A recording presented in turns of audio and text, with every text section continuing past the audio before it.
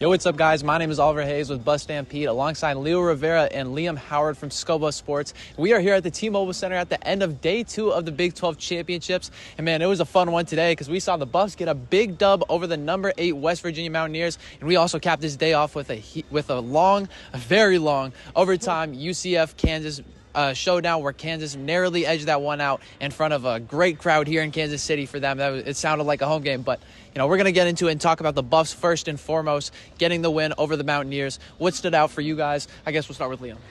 Yeah, so looking at that Buffs game, I think the biggest thing would have to be the defense for Colorado. They switched to that zone scheme, which really had the big effect, and I think it was a great adjustment by Tad Boyle. Something I wish we could have seen maybe earlier on in the season, maybe try to throw that in there a little bit more, but it's working now in the tournament, and it got the Buffs a win. Yeah, it definitely did work. We saw that adjustment in halftime. And Leo, I also apologize. I called you Liam at first. The L names, they tricked me up. But either way, Liam, the actual Liam, what were your takeaways? I just love the Buffs' ability and the ability they've shown in the last several games just to close these games out. That's something that was like, I think it was enraging for a lot of Buffs fans in a lot of ways, just watching these close nail-biter games and then them not being able to close out. And it almost became a sure thing towards the end of the Big 12 schedule. But recently they've been turning it back around. They closed that. First we saw it against Baylor. Now we've seen it twice against TCU, and then today against West Virginia. And they had to come from behind to get that lead at the very end. And they only had that advantage for those last 3 minutes there. It was their first lead since the opening minute of the game. That's a huge switch, and then to be able to slow the game down at that point and work the clock. Elijah Malone, an incredible performance down the stretch, and then a lot of credit to the guys who were shooting those free throws at the end of the game. Julian Hammond III, RJ Smith, they closed that game out, knocked down their free throws when they needed to hit them, and they were passing up the open looks to close the game out. They did a really good job at the very end of that game, and that's what they're going to need to do against Houston. Houston was one of those games where we had them on the ropes late, weren't able to come from behind and close it out. But I think if we are able to play the same way in these late minutes of the games that we've seen over the last couple days, I'd give us a chance. Yeah, I think Colorado definitely has a chance tomorrow because, like you said, they played Houston pretty close in Boulder. And West Virginia, they played West Virginia close in Boulder, but that was one of those games they were not able to close out. And granted, there were a lot of those games that they did not close out, but that was one of them. And we saw that the Buffs were able to close this one out today after a huge 15-0 run late in that second half. But for me personally, Felix Casares, he was the man that was a star on my recap and playing 20 minutes, the second most he has played all season. He was great on the defensive end, and he also made an impact on the offensive end as well, scoring 7 points. But most specifically, he missed a free throw and grabbed his own offensive rebound, putting it back, which you don't see too often. And he brought the effort. He brought the tenaciousness. We also saw RJ Smith He hit 3 threes, including the dagger that put the Buffs up 8 points with just over a minute to go. So that was great stuff to see from some young guys, but some unlikely heroes, rather. After seeing the seniors step up yesterday, seeing Andre Yakimovsky, Julian Hammond step up, they've been the leading scorers on the year. So no surprise from them after their big game last game. But like I said, nice to see the unlikely guys step up. But looking ahead to tomorrow, we talked about how close Colorado played Houston and Boulder. What are you guys thinking looking to that matchup in the same slot, that 2 p.m. Central Time slot?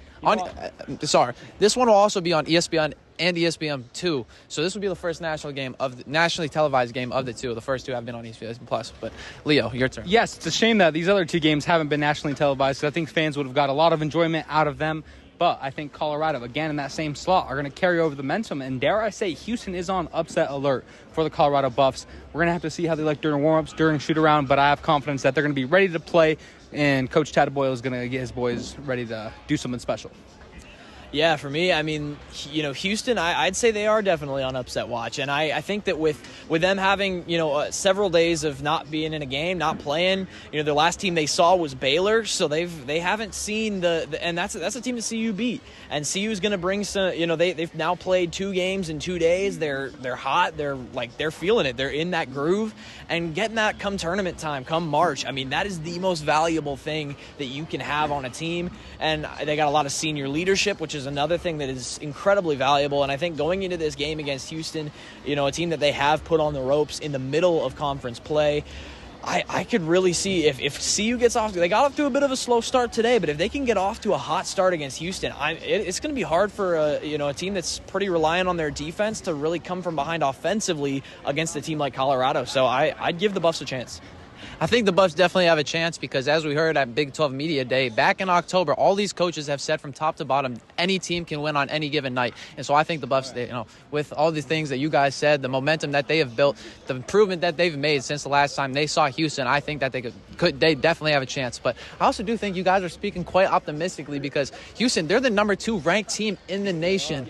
Number 2 ranked team in the nation. They only lost 1 game in conference play, and that was in overtime to Texas Tech. They also went 10-0 away from home, which is almost unheard of in college basketball. So this is a very solid team led by the legendary Kelvin Sampson at head coach. He runs a great scheme over at Houston. He runs great. His team runs everything with fantastic execution, and they look to get their guys Jawan Roberts, LJ Cryer, and Milos Uze, and he gets those guys looks, and they score the ball. They're the double-digit scorers for Houston, for the Cougars, and we saw them go off. All 3 of those guys had 15-plus in Boulder when the Cougars came just over a month ago. So they definitely are bringing the firepower.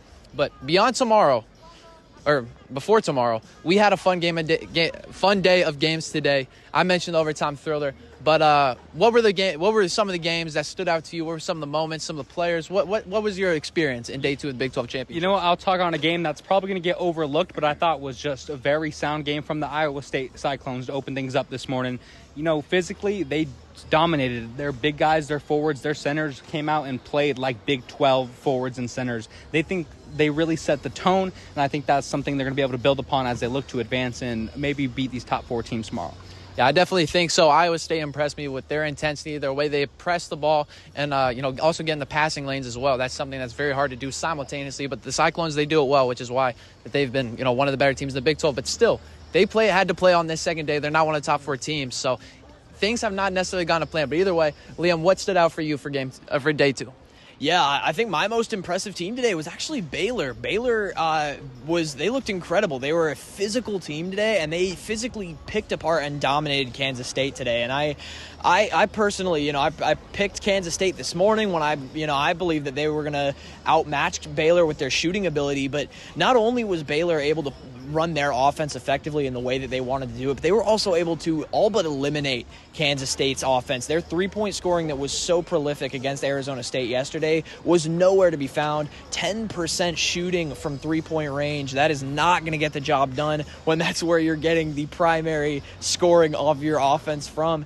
And when you're a team that's undersized and not matched up well against Baylor and how they like to run their offense, it was going to be an offensive shootout, and Kansas State wasn't able to bring the offense. So it was a pretty one-sided affair, and Baylor impressed me today. Yeah, Baylor was impressive. They've been shorthanded out on the stretch, but VJ Edgecombe, one of the most talented freshmen, if not the most talented freshman in the Big 12, I'd definitely say so. Really, only Igor Denham for BYU is, I think, the only contender across, or maybe Jaden Quains, too. He's been solid, but he's still a year removed from being draft eligible. But like I said, VJ Edgecombe, he was impressive. Norchad O'Meara, he's been one of the better newcomers, one of the best newcomers in the Big 12 this season. He had a great game as well. So yeah, Baylor was definitely impressive for me. But looking at this last game, Kansas versus UCF, we definitely saw some surprising things. We did not think that UCF was going to play Kansas that close of a game. And for me personally, I thought that was very fitting that this game went to overtime and UCF lost in the way that they did, even though they played the way that they did, because UCF, they like to play fast, they like to cause turnovers, and they just caused a ruckus out there with Kansas. They hit a lot of threes, they shot the ball well, and it really came down to their 3 leading scorers, Keyshawn Hill, Darius Johnson, and Jordan Ivy Curry. It was a really fun one down the stretch, but Kansas was just able to get it done, relying on Hunter Dickinson to make a big offensive board down the stretch and for a putback dunk in overtime. And Kansas just ultimately ended up making a few more plays, as UCF, not being the deepest team that we've seen, really just ran out of gas. Keyshawn Hill, he played 45 minutes, I believe it was, 47 minutes, something like that. That was crazy, but, the emotions were high. We saw a crazy Kansas show out here in Kansas City. Were there any takeaways that you guys had from that last game? I think that the only takeaway we have is that Colorado does belong in the Big 12. They are able to compete, and although the record in conference play didn't show that throughout the season, I think you got to have more optimism going into next year, seeing that Colorado's got so many young players, and Tad Boyle's guys really believe in him. They believe in the scheme, and they came in to fight. Yeah, speaking on that Kansas and UCF game, I think that's, personally for me, that's where my MVP of the day was found. Zeke Mayo, what a game it was for him in that last game. He started off the game with an 8-0 run by himself for Kansas. It forced UCF to call an early timeout, and in a game that they, won by just 4 points, those proved to be crucial buckets early in the game, and it set the tone for that first half that kind of put UCF to the wayside, and it forced them to come back to get into this game, force them to have to scratch and claw to force overtime. So I think his performance is going to be a little overlooked because of what Dickinson was able to do in the late moments and in overtime. His performance down the stretch there, hitting those 3-pointers, getting those offensive rebounds, which were incredibly clutch for that team. But yeah, incredible performance for Zeke Mayo. I'd give him my MVP tonight.